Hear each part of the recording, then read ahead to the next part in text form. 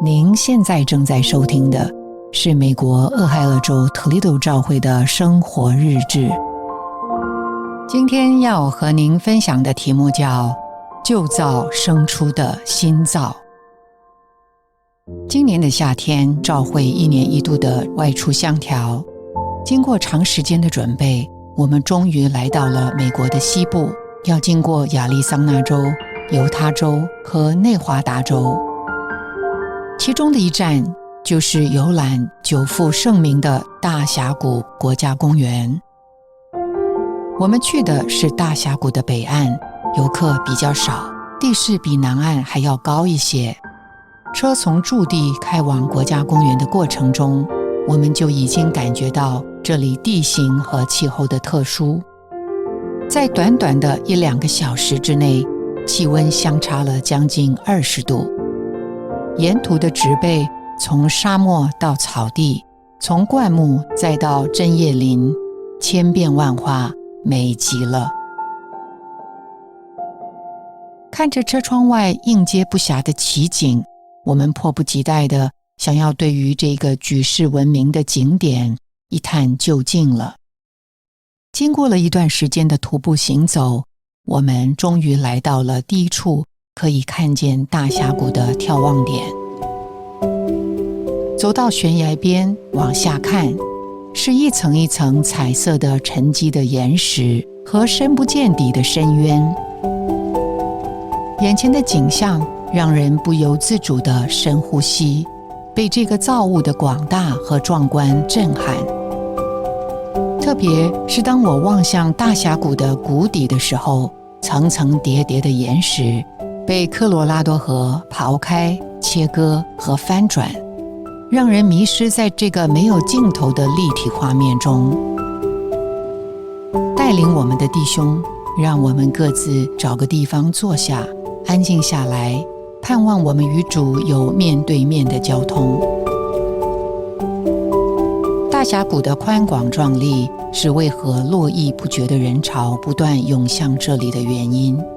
然而此时此刻，在我的灵里，在神的光中，我看见的不再是旧造的壮阔山地和美丽峡谷，而是坐在我身旁的弟兄姊妹。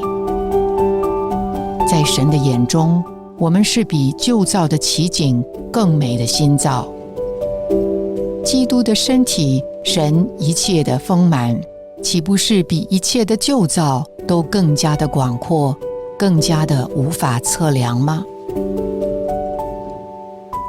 就如同大峡谷的形成所经历的埋藏、翻转、剖开和切割，基督身体的美丽也完全是因为在主的旨意里，在他预备的环境中，弟兄姊妹彼此抛开，彼此翻转，彼此成全，变化成为神所要得着的新造。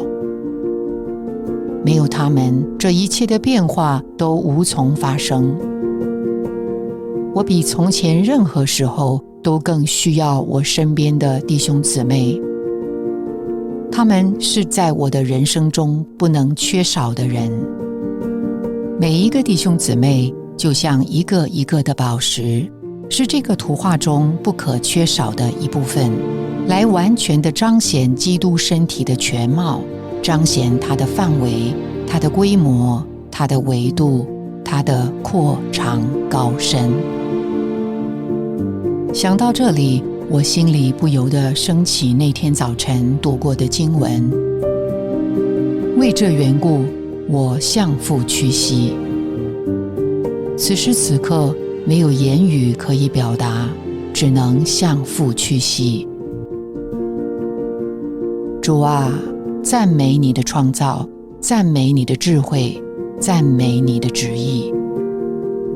感谢你向我们启示了你的心意，特别是你从旧造中生出新造的渴望。成为新造也成了我的渴望。在这个渴望中，我重新看见了你摆在我身边的弟兄姊妹。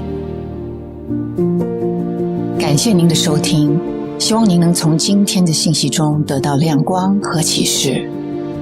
你的点赞、留言、分享、转发是我们持续制作的动力。